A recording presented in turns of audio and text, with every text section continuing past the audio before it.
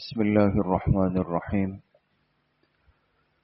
قال رسول الله صلى الله عليه وسلم: البادئ بالسلام بريء من الكبر.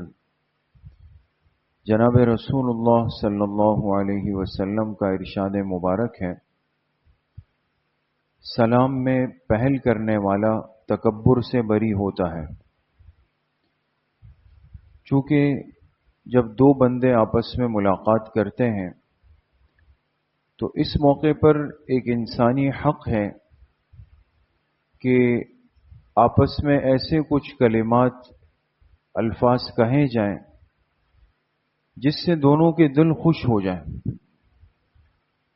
اور دونوں ملاقات کرنے والے ایک دوسرے کی طرف سے مطمئن ہو جائیں کہ مجھے اس سے کسی تکلیف کا، پریشانی کا، نقصان کا اندیشہ نہیں ہے۔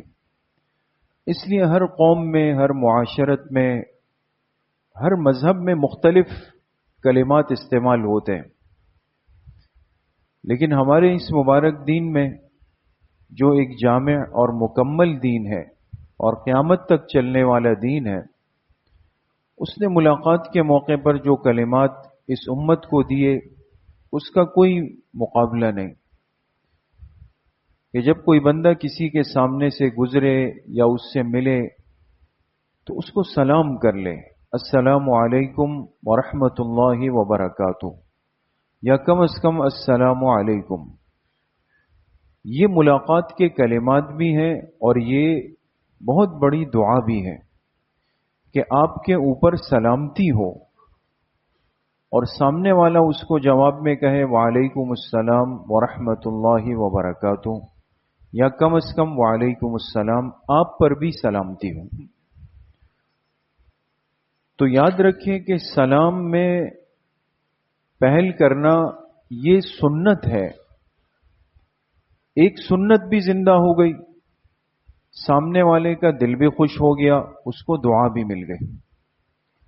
لیکن سلام سننے کے بعد اس کا جواب دینا واجب ہے، یہ یاد رکھیں۔ سلام کرنا سنت ہے، سلام کا جواب دینا واجب ہے، اور واجب اس کو کہا جاتا ہے کہ جس کو ترک کرنے پر گناہ ذمے پر آتا ہے۔ لہذا آپ نے کسی کا سلام سن لیا لیکن اس کو نظر انداز کیا، اور جیسے بعض دفعہ آج کل ہم بہت جلدی میں ہوتے ہیں، فون اٹھایا، وہ سامنے والا کہتا ہے السلام علیکم، کہتے ہیں ہاں جی بھائی بولے، فرمائے جی۔ بھائی وہ سلام کہاں گیا؟ اس کا جواب جو آپ کے ذمے واجب ہوا اس کا آپ نے کیا کیا؟ اب اگر آپ نے جواب نہیں دیا تو ترک واجب کا گناہ آپ کے ذمے آئے گا۔ اس لیے بہت زیادہ اس میں خیال کرنا چاہیے، ان کلمات کو اچھے طریقے سے ادا کرنا، پھر اس کا جواب دینا۔ آج کل ایک اور غلطی بھی بنی ہوئی ہے، آپ نے بھی غور کیا ہوگا، کہتے ہیں السلام علیکم، وہ بھی کہتے ہیں السلام علیکم، یعنی دونوں طرف سے السلام علیکم چل رہا ہے۔ یعنی یہ سنت سلام نہیں رہا، یہ ایک ڈرامائی طریقہ بن گیا۔ ڈرامائی آپ سمجھ رہے ہوں گے نا، ہماری یہ جو چیزیں ہمیں دکھائی جاتی ہیں نا ٹی وی میں، ڈراموں میں اور ان خرافات کے اندر، تو یہ ایک لایعنی سا فیشن، سستا فیشن بن گیا ہے۔ سنت ترتیب سے ہمیں ہٹا دیا گیا، اس نے بھی السلام علیکم کہا، اس نے بھی السلام علیکم کہا، اس لیے کہ ہم دین آج کل وہاں سے سیکھتے ہیں، سنت سے اور شریعت سے اور علماء سے، مسجد کے ممبر سے دین سیکھنے پر تھوڑا سا ہمیں اپنا آپ کمزور لگتا ہے۔ تو اس لیے ہر چیز کو صحیح نہج اور ترتیب کے ساتھ سیکھیں۔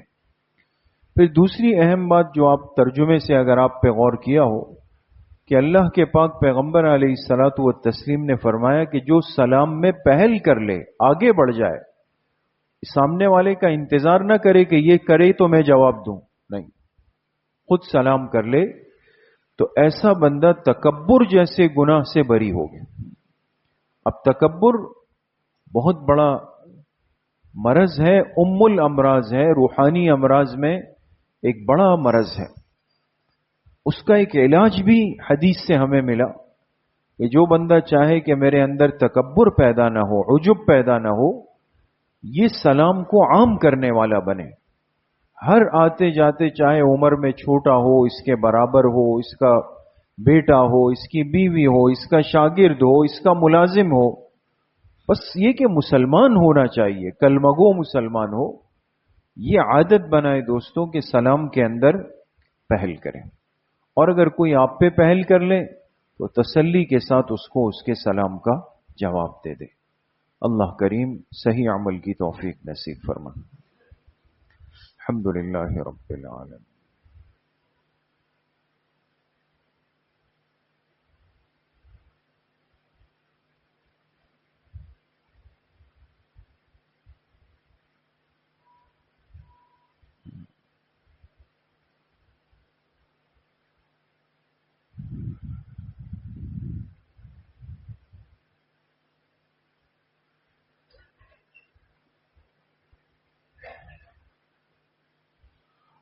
وصلی اللہ وسلم علی نبینا محمد وآلہ واصحابہ اجمعین برحمتہ۔